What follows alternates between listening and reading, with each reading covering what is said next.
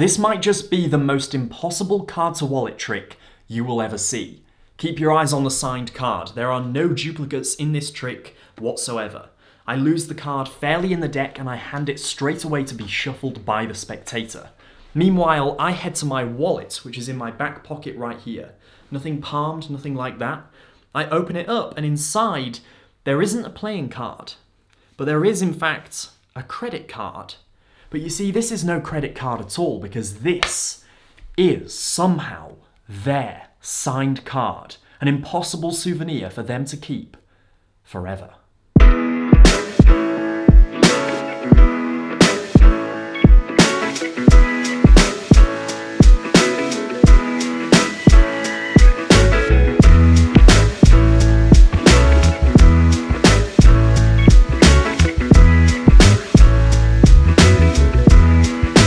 Today, we're talking about card to wallet.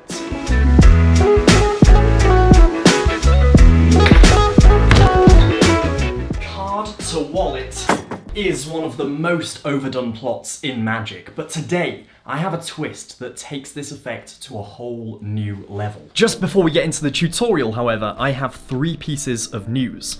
Piece of news number 1 is that I am soon going to be teaching Magic in a way that I've never taught Magic before, and I don't think anyone has ever taught Magic before in this way.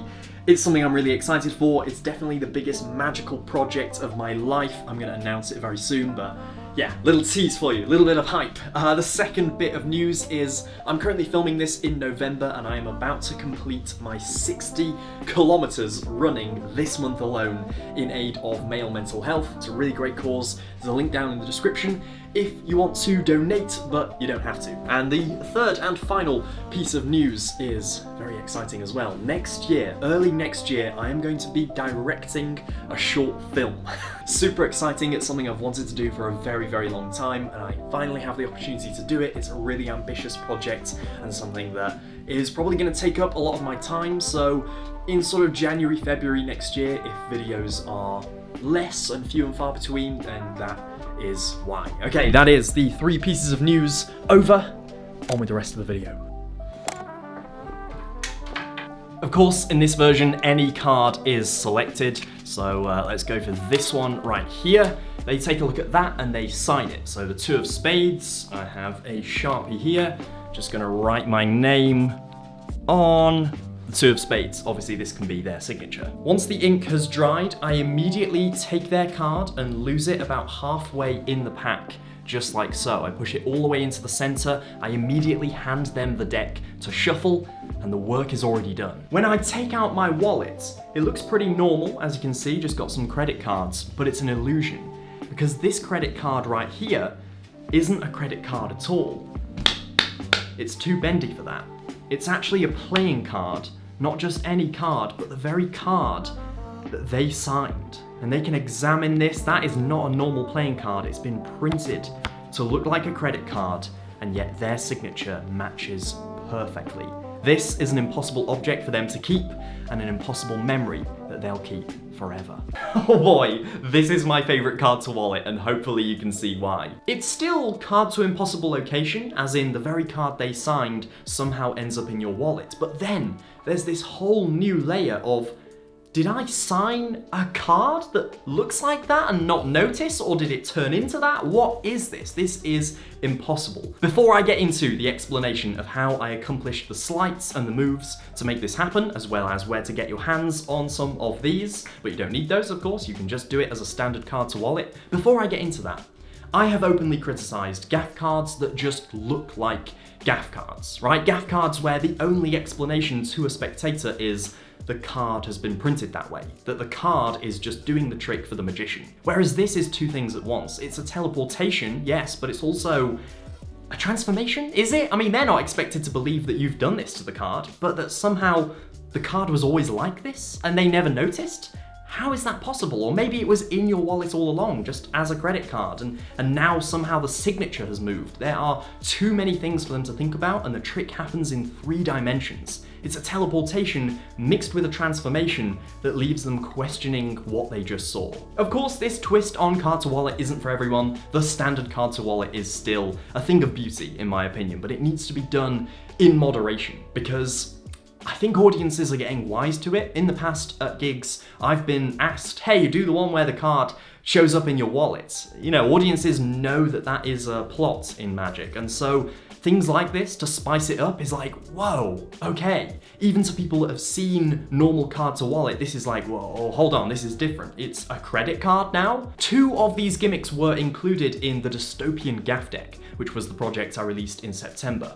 And since having those decks and playing with them for a couple of months, I've realized that 2 is just not enough. It is nowhere near enough, because these are gimmicks that you want signed, that you want given away, that you want handed out as souvenirs. So including 2 of them sort of means that you treat it like a bit of gold and you don't do those things. That's bad, that's not the point. So I am re-releasing these to the public in packs of 55 cards, and they'll be available on my normal website. They're not a Magician Club members exclusive or anything like that. You can go to cvn.cards, pick yourself up a full deck of these with different cards on the faces, of course.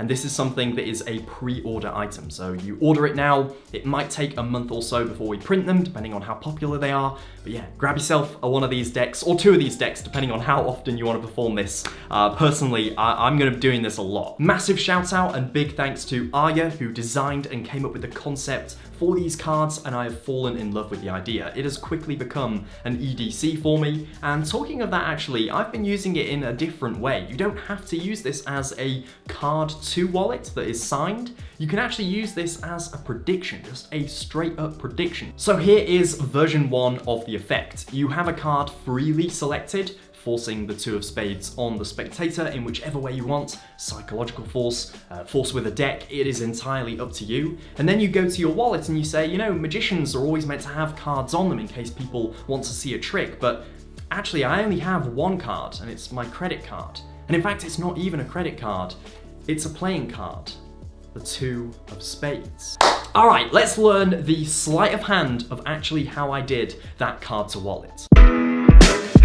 Obviously, it goes without saying that there are 100, possibly 1,000 different ways of performing this. Different controls, different forces, different methods, moves, sleights. It is entirely up to you which one you perform. I'm going to teach you one variation, but feel free to let me know in the comments how you would do this trick. Maybe it's this way, maybe it's another way. Again, that is a free choice. Obviously, it uses a deck of cards and a Sharpie, that pretty much goes without saying, and a wallet. Now, I don't know which type of wallet you have. You certainly do not need a special magician's wallet that does card to wallet. If you have one, that's great, but don't fret if you don't, because this isn't one. This is actually a magician's wallet for an entirely different trick, but it just folds in half like so. I would recommend having a bi-folding wallet, and all I'm gonna do is take half of it, put it in my pocket so that the other half sort of hangs out like this. It gives me perfect access to that inner pocket, and it's nice and free out in the open, easy to grab. We have the deck of cards, of course, and I'm actually gonna teach you a variation that uses 2 gimmicks at once. One of them, surprise, surprise, is the credit card gimmick. That goes on the bottom of the deck, and this one right here is a double backer. This goes on top. These are just 2 gimmicks at either end of the deck, so if you want, you can remove these, have the deck in play, and then load them back into place to do this trick. In order for this trick to work, I need to force the bottom card. I need to force the credit card gimmick. So here's how I do it. Whichever card they touch, let's say it's this one, I up jog just like so. I take it out of the pack, and it has been switched for the credit card. So here's how I did that. Whichever card they select, I up jog. And now, instead of taking this card out, I'm actually going to sort of push it in as I grab the bottom card. So at speed, whichever card they touch, at speed it looks like this.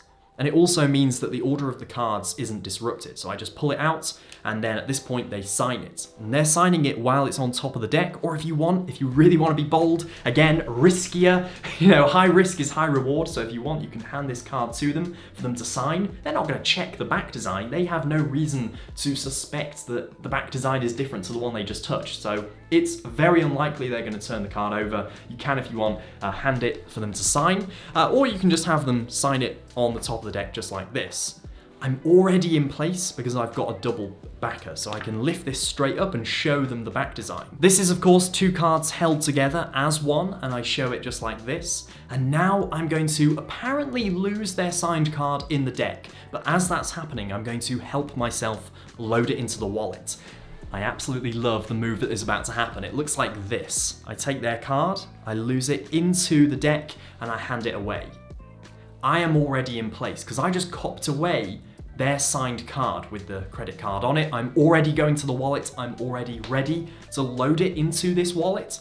They think it's in the deck and they're shuffling. So it's like, I'm so many steps ahead now, it's beautiful. So let me show you that move. Here's the double backer. Once again, we're reset, 2 cards held together as one. This is what happened. I went behind the pack and I grip this lower card into Gambler's Cop. So this is between the pinky finger and the sort of pad of my thumb. It can also be the ring finger as well. And this just happens in one sort of swipe as I'm getting ready to lose this card. And I am actually going to lose the double backer into the center of the pack, and I can help that with lifting my thumb to sort of pry open half the pack. I can go into that. I can also, at this point, sort of add a bit more pressure, a bit more pull with my index finger to lift the deck. So sort of give it more angle. You'll notice I sort of lose the card like this, and I can push it in. And the credit card, at this point, is sort of in the shadow of this deck.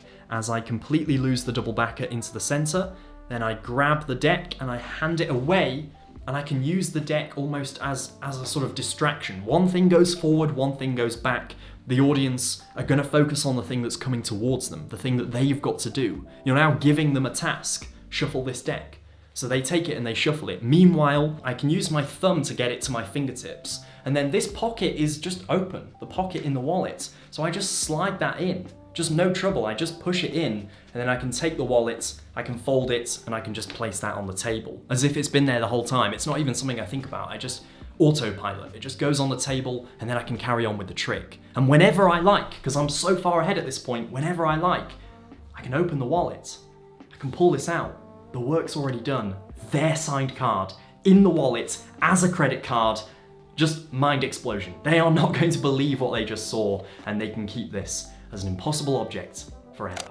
All right, so there we have it for my absolute favorite card to wallet ever. And once again, if you want to pick up a full pack of 55 of these credit card refills, make sure to hit the link in the description or go to cvn.cards. You can pick up a deck today, and I'm sure you're absolutely going to love performing with these. If you enjoyed this video, make sure to hit the thumbs up button down below. That is always massively appreciated. And if you're new to the channel and you haven't subscribed yet, make sure to subscribe. We just hit 18,000 subscribers. Thank you so much for that. The big 20K feels just around the corner. So make sure to subscribe if you want more magic tutorials or anything to do with magic, really. The whole channel is just magic. It's a good time. Thank you so much for watching. I'll see you in the next one.